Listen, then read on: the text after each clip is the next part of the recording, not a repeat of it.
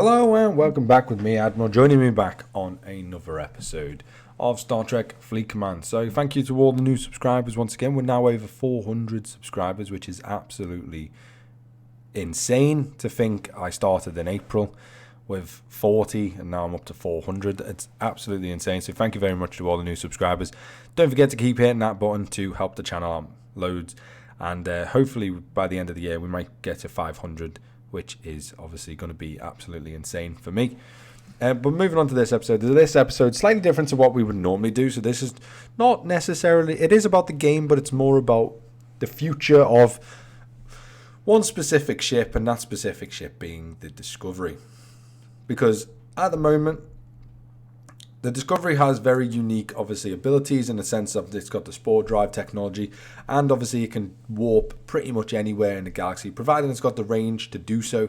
It can pretty much go wherever it wants. With it, obviously, using the Black Alert and the spore drive, it can jump in and out pretty damn quickly. My sort of notion for it would be how to make this ship an even better ship and a better asset to the game. Obviously not taking away from the other ships as much as possible, but something that can be progressed on into obviously the future of the game. And I think the way I'm going to describe it, the way I'm going to say it, is going to be a way that we can do that to obviously help the longevity of this ship, make it a stronger ship for higher tiered players. When I say higher tiered, I mean like plus maybe like 35s. Not plus like 40s, 45s or 50s. I'm talking like plus 35s. This could be obviously something that could fill the gap between your level 34 ships and potentially your jellies, or potentially your obviously your even higher ships when you get into the level 40s and stuff.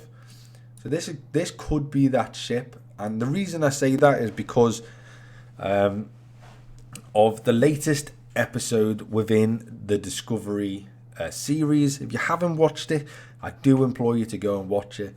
I also recommend, if you haven't watched it, unless you don't mind a few spoilers, then this video is not going to be too bad. I'm not going to talk directly about the film. I'm just going to talk about what happens to the Discovery, rather than obviously the series, should I say. I'm not going to talk about the episode. I'm just going to talk about what happens to the Discovery in terms of its upgrades, abilities, and stuff like that. In terms of any spoilers, and if you don't want to hear any spoilers in terms of the upgrades and stuff, then obviously I recommend going to watch that, then coming back to this video, and then you know exactly what I'm talking about. If you haven't, obviously, if you don't want to watch that and you just want to find out what the upgrades and stuff are, then obviously stick around and we'll find out together. But basically, you can get your Discovery. I've seen one Discovery at about 500,000, so about 500,000. It was a relatively high tiered one, and so you can get this up to a decent level. However, I think and I believe that this ship, with the relative upgrades that you could potentially do to it, even beyond one, like I say, once you get to like say level 35 or level 36 as an ops. This should be an ability that you can go to your shipyards and then click like Generation 2 or something like that. Instead of just a tier system, you can click Gen 2, and the minimum you have to be to get that Gen 2 is you have to have a minimum of the ship being a level, say a tier say 6 or 7, and then you can click the Gen 2 button. What the Gen 2 button would do in my eyes would be, it would upgrade the ship to the latest form that you see in obviously the latest Discovery series, in terms of the armor upgrades, in terms of the weapon upgrades, the ability to use obviously the programmable data and stuff like that. And we're going to go more into discussion about that right now. So I'm going to go to this website. This is the trekmovie.com website. So obviously thank you to whoever publishes this website. So we're going to go through this. So in the latest one, we're just going to basically ignore most of the stuff, but we're going to read off a few bits which I think are relevant to obviously the upgrades and what they can do. So the latest episode of Star Trek Discovery, like I say, this is a spoiler, so I am putting it out there like right now. So this is reveals the USS Discovery has joined the 32nd Century Starfleet, and due to its unique spore drive, it is considered a very important rapid response asset. However, the ship has also been upgraded with some of the latest technologies. We're told that during the episodes 305 and 306, there's about a 3-week gap, and the ship obviously has evolved. That's episode 3. That's season 3, episode 5, and season 3, episode 6. That's what that means, by the way. So obviously we're told the upgrades to the internal systems, which could obviously, in terms of relating it to the game, that could help with accuracy, that could help with and numerous other things, help with obviously say distance, warp.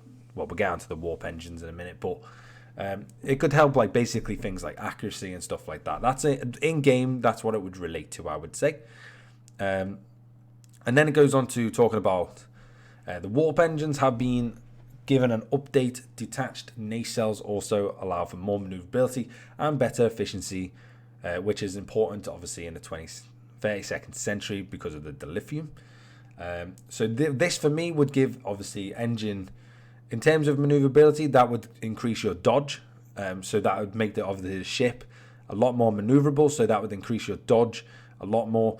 And obviously the warp engine been updated as well and be given a little bit of an update, which would obviously provide extra warp range for that capability. That's how I would say it. And not only warp range, obviously that also includes warp speed.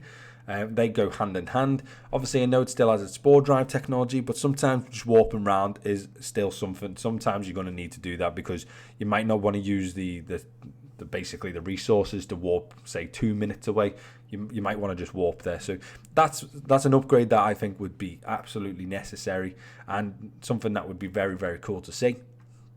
The new retrofit apparently is being recommissioned with a new number, so it's going to be the NCC 1031 Alpha. So the Alpha obviously indicates it's the next generation version of the ship. So that's something that you could do with, like I say, it would obviously update the ship to being this type of ship. And then not only that, it then also comes with better armor and has obviously programmable data within the ship itself. Obviously the article, which I'll link down below, this tells you basically absolutely everything to do with the latest generation of the Discovery, how it can basically, what it has on it, all the upgrades that you need to know.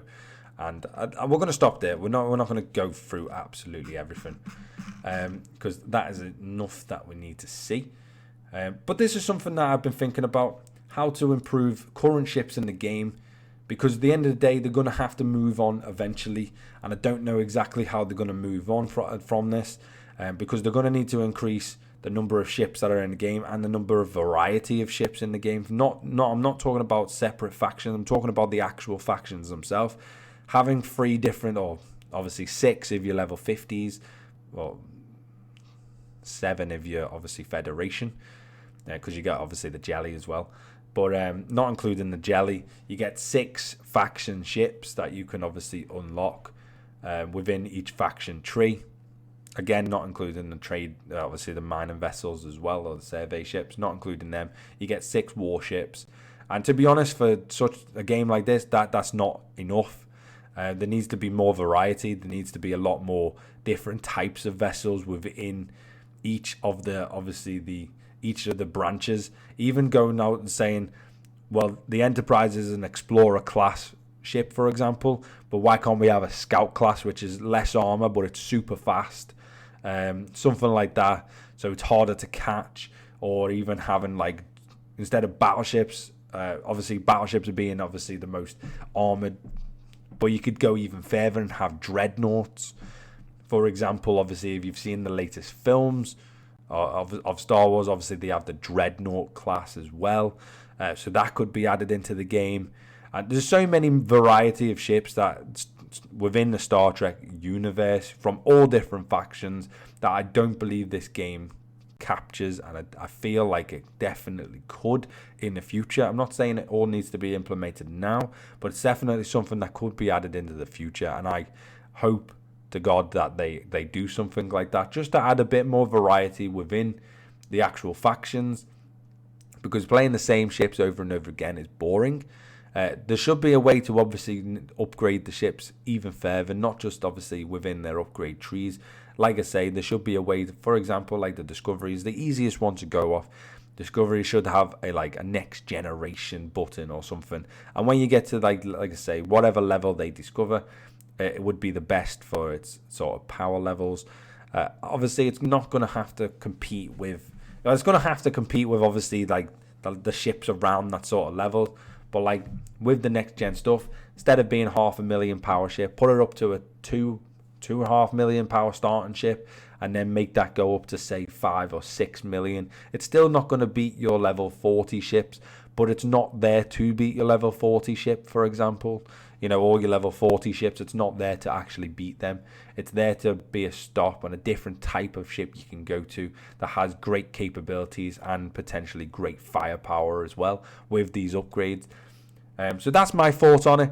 I did say this video was coming, so thank you very much for hanging around for it. Please let me know your thoughts down below and what type of ships you want to see in the game, whether it be, you know, Federation, more Romulan, more Klingon. You let me know what you want to see, and obviously I'll comment to pretty much everyone that does comment onto the videos. Don't forget to give the thumbs up to the video, and if you haven't already, hit that subscribe button and make sure to hit the bell notification as well. If you hit the bell notification, obviously you will get informed when I do post a video live next time, and you make sure you can obviously see the videos as soon as they go up. You can obviously see them. So other than that, let me know your thoughts down below, and I will see you next time. Bye bye for now.